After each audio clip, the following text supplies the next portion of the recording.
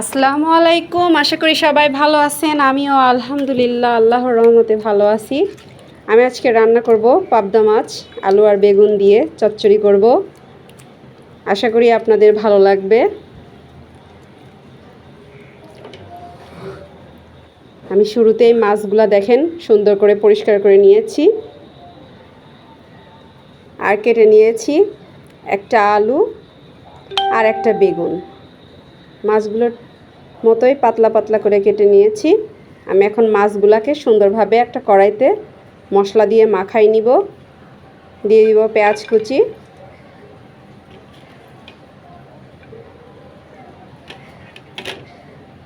দিয়ে দিব জিরা বাটা,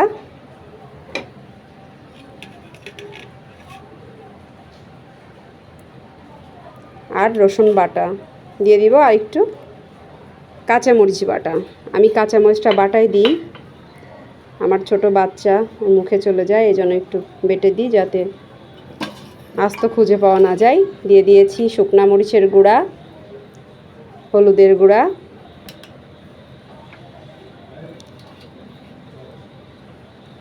দিয়ে দিব লবণ, আর একটু লবণ দিলাম,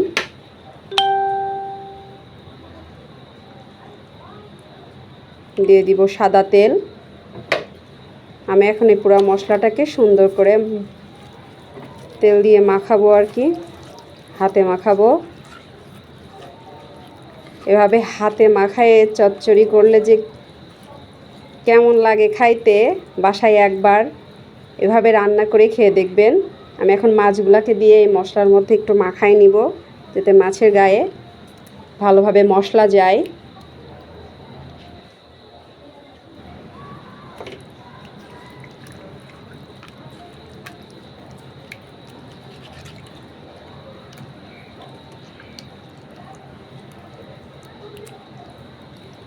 আমার মাছগুলা মাখানো হয়ে গিয়েছে। এখন আমি মাছগুলাকে একটা সাইড করে নিয়ে এই মশলার মধ্যেই আলু আর বেগুন যে কেটে রাখছি ওইটাকে এখন সুন্দরভাবে আলু বেগুন আমি সুন্দরভাবে মাখাই নিব এই মশলাতেই।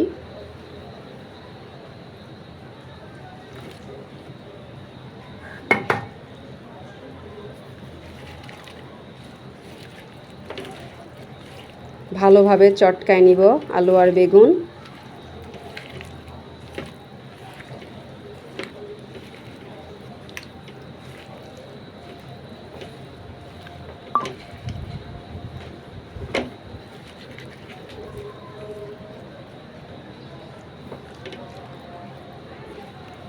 আমার মাখানো হয়ে গিয়েছে।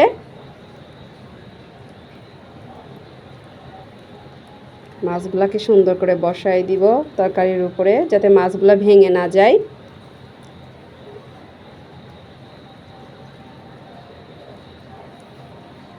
ব্যাস, সুন্দরভাবে সেট হয়েছে। আমি এখন পানি দিয়ে দিব।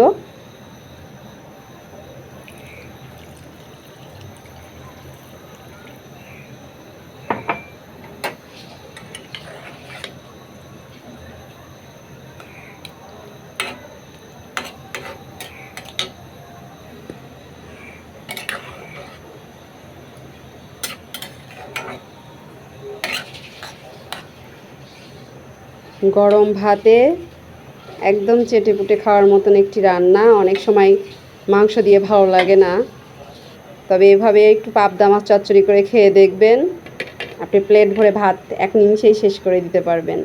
দিয়ে দিয়েছি একটা ঢাকনা।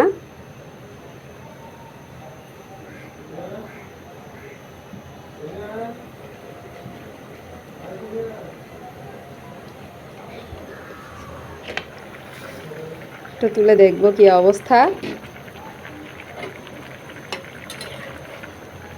নাড়াচাড়া করে দিই।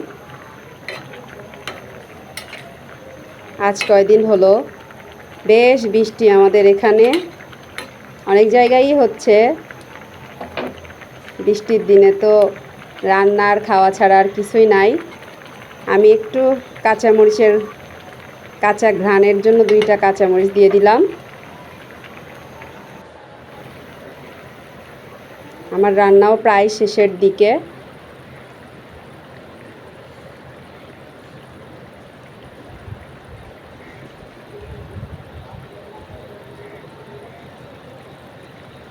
বাসায় একবার হলেও এভাবে ট্রাই করবেন। ভালো থাকবেন, সুস্থ থাকবেন। আল্লাহ হাফেজ।